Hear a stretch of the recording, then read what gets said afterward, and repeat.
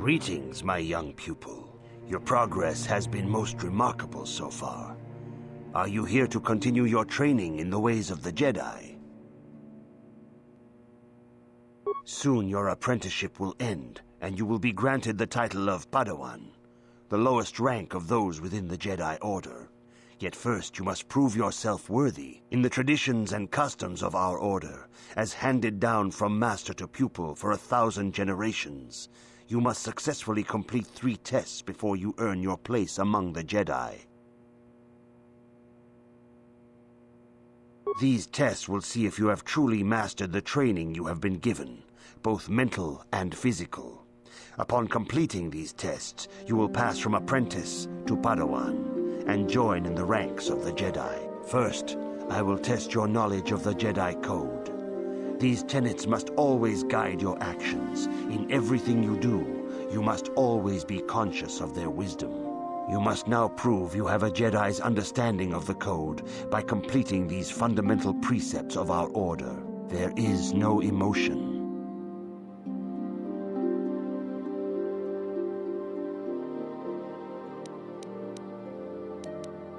There is no ignorance. There is no passion.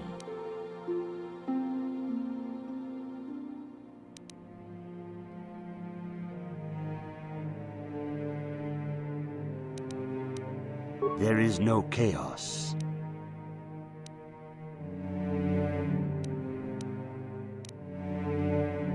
There is no death. You have learned your studies well, apprentice. It will not be long before you are a full member of our order. But first, you must pass the second test and learn about the most prized possession of a Jedi, the very symbol of our order, the lightsaber. The lightsaber is the traditional weapon of our order. It is a symbol of a Jedi's skill, dedication, and authority. And each lightsaber is as individual as the Jedi who wields it. The blade is made of pure energy, focused by polished crystals in the hilt. As the second test, each Jedi must construct his lightsaber with his own hands. And now it is your time. Speak with Master Dorak, and he will guide you through the choosing of a crystal.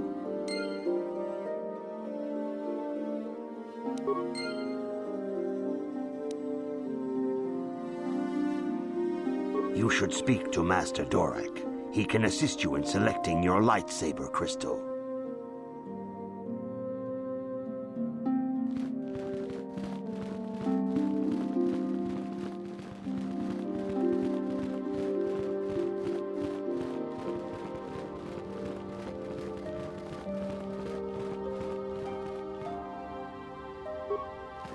Ah, you have come, young apprentice, at Master Zar's bidding. He sees great promise in you, as do I. The time has come for you to choose the color of your lightsaber.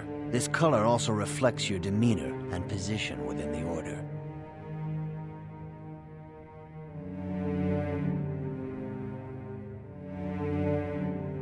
Blue is the color of the Jedi Guardian. This Jedi battles against the forces of evil and the dark side.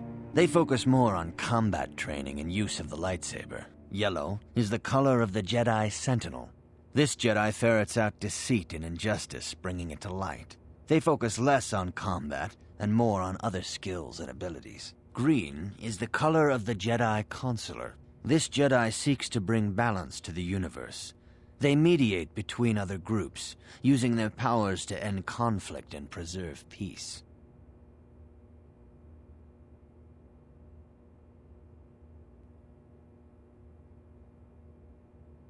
Indeed. We shall see. I will now ask you questions, and your responses will indicate which class you lean most towards. A woman and her small child are beset by a desperate-looking group of thugs. They're menacing her with weapons, and she screams to you for help. What do you do?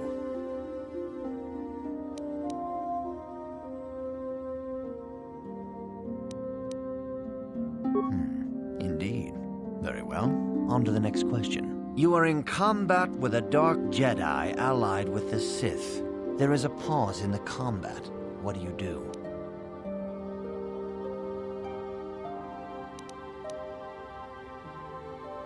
Yes, I suspected as much. Now for the next question. There is a locked door, and your goal lies on the other side. What do you do? I am beginning to see a pattern here, apprentice. I have a feeling about what you would be best at. But first, the final question. You are the head of an enclave on a contested world. The Dark Jedi have infiltrated and are causing unrest across the planet. What do you do?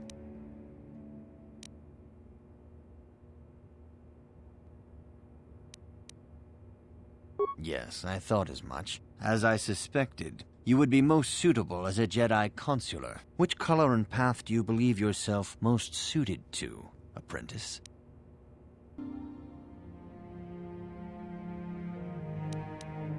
Here is a blue crystal for your lightsaber. Go speak to Master Jar again, and he will instruct you in how to construct it.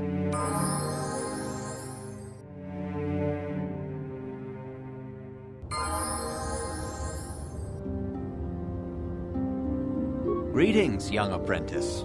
Have you come seeking knowledge of the past?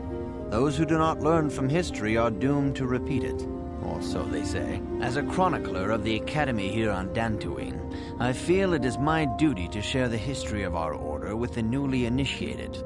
Unfortunately, our recent history is one of tragedy and bloodshed. The Mandalorian Wars, the fall of Revan and Malak, the rise of the Sith. There are important lessons to be learned from these events, if we do not wish to repeat the mistakes of our past.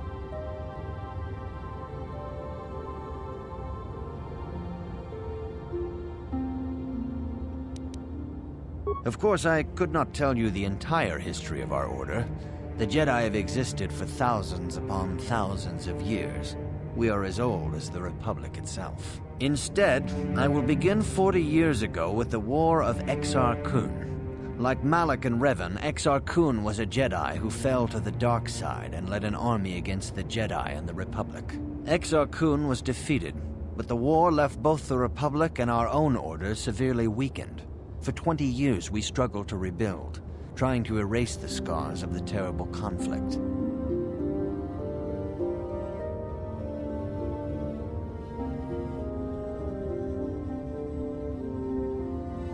All things in time. You shall learn that history is an intricate weaving of many events. No one thing can be understood without the proper context. 20 years ago, the Mandalorians, aware that the Republic was in a weakened state, began conquering small worlds on the Outer Rim. They were careful to choose only planets outside the Republic's jurisdiction. After much debate, the Senate chose not to intervene. As long as the Mandalorians avoided planets that were members of the Republic itself, there would be no retaliation.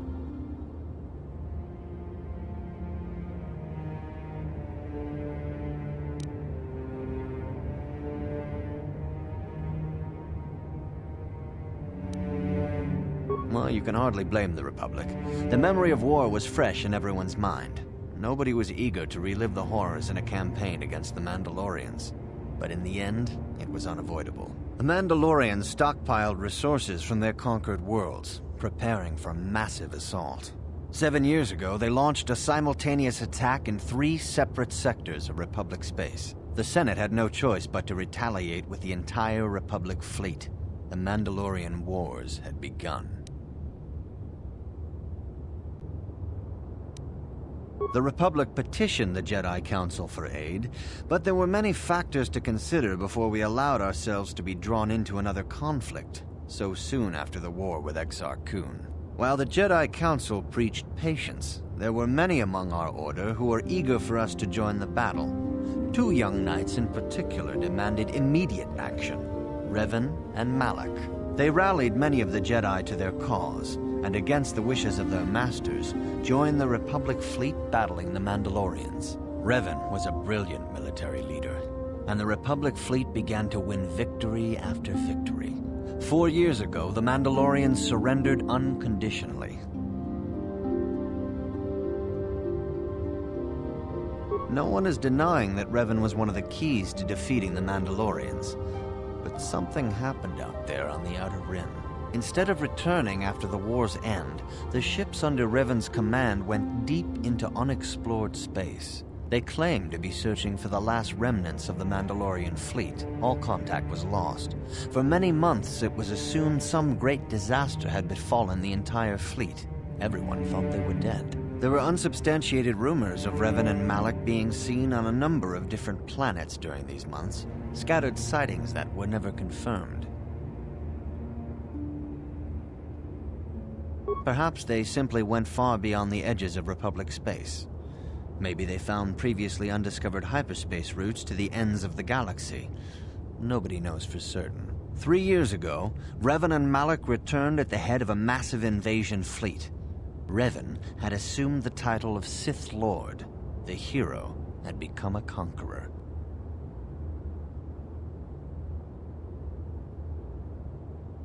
Some of the ships in the Sith fleet are those that were under Revan's command during the Mandalorian Wars, but many more are of an alien design we've never seen before. The source of this massive fleet is one of the many things about the Sith we cannot explain.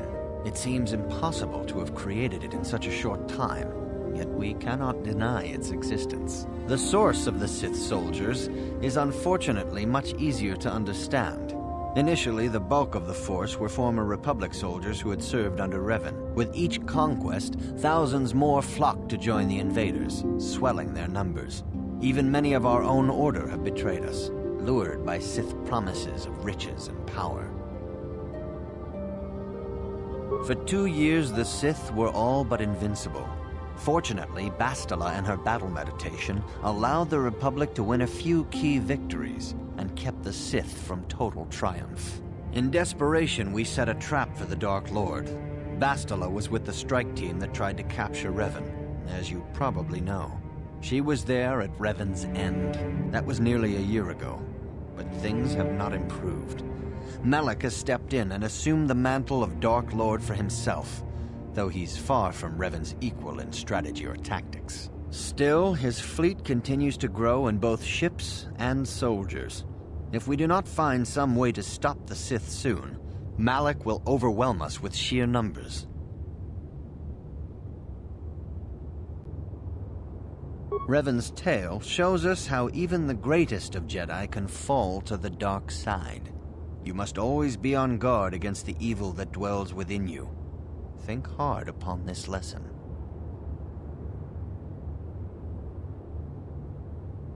May the Force be with you.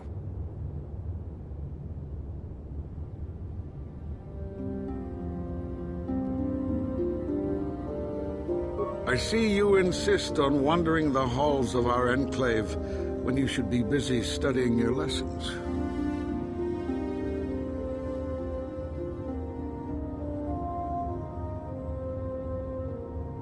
It appears that soon you will achieve the rank of Padawan. Master Jar is most impressed with your progress, but I cannot help but wonder if you move forward too quickly.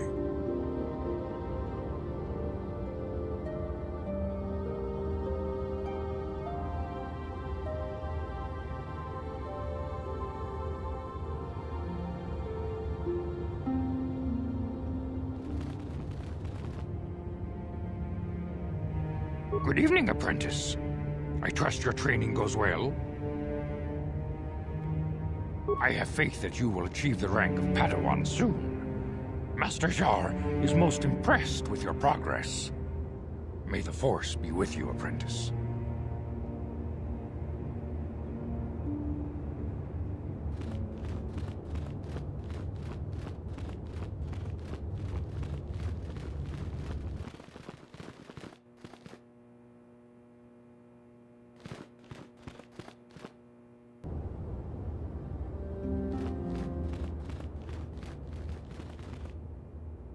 Ah, good.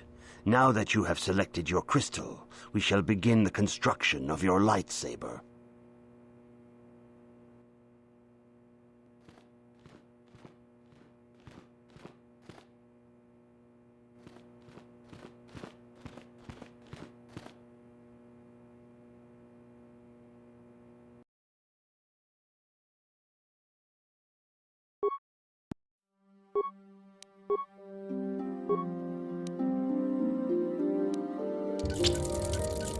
You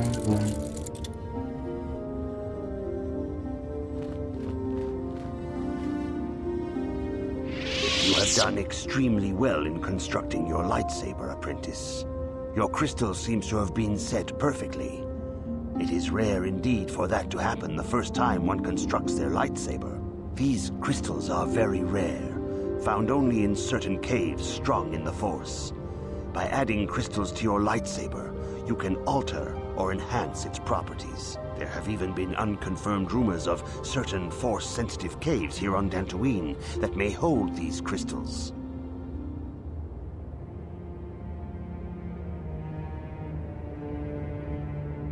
It is a rumor only. I do not know if there's any truth in it, but you must learn first to use your lightsaber and take care when drawing it. Your lightsaber identifies you as a member of the Jedi Order. With such recognition comes honor and respect, and the attentions of dangerous enemies. The Sith and Dark Jedi will seek to destroy you, apprentice. And you must prove yourself worthy in battle against a foe who also wields a lightsaber. Are you ready to face the final challenge, apprentice?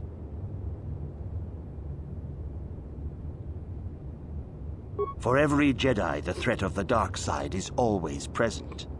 You must truly understand this before you are accepted into the Order. You must see the corruption of the dark side for yourself. Even here on Dantooine, there are places where the dark side holds sway, twisting and tainting nature itself. The ancient grove, once used for deep meditation by the Jedi, is now tainted. A wave of darkness perverts the region around it. The Kathhounds in the area have become savage and ruthless.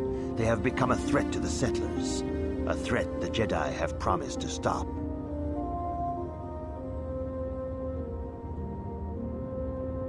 The Kathhounds are but a symptom of the true problem. You must journey into the grove and confront the true source of the darkness.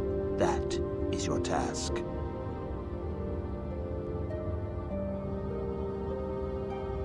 I can say no more.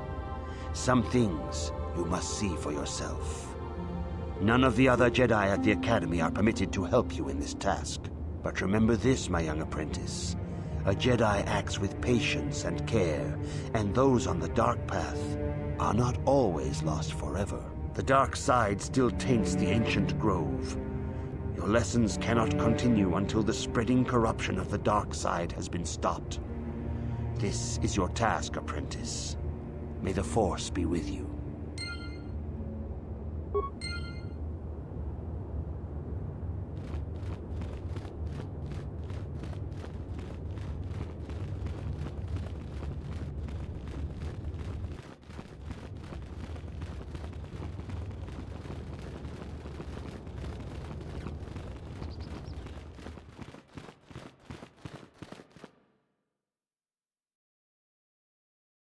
The Council has decreed you may come and...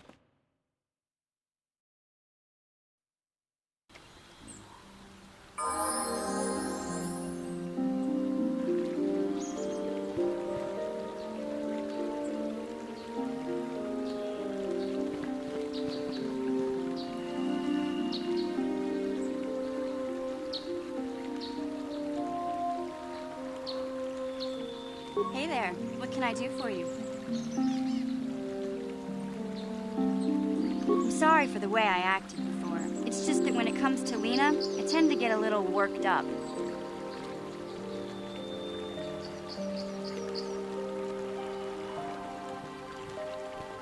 My brother and me had a good thing going. Sure, Griff had his run-ins with the law on Terrace, but we got by okay, until Lena came and ruined everything. She was a dancer at the cantina where my brother used to go play Pazik. Griff could be a real smooth talker, and it wasn't long before the two of them were dating. But Lena was used to dating rich Teresian nobles, guys with mountains of credits. Griff could never give her the lifestyle she was used to, no matter how hard he worked.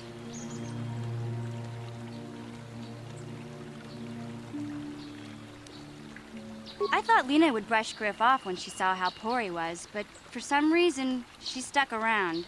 I guess she saw the potential for a big payday down the road.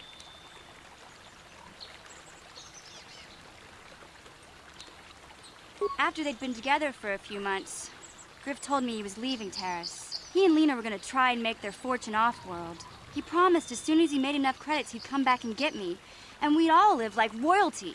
That was 2 years ago. I haven't seen him since. I don't even know where he went.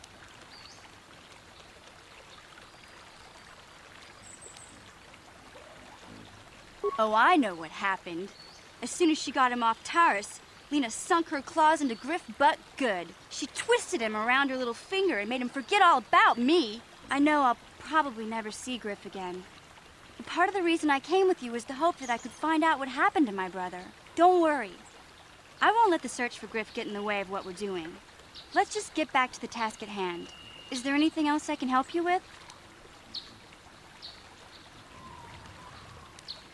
I'm not the one you should ask about Dantooine. I didn't even know there was a Jedi Academy here. I always thought it was just a bunch of settlers and farmers. Sorry I can't be more help, you know? Is there anything else I can do for you?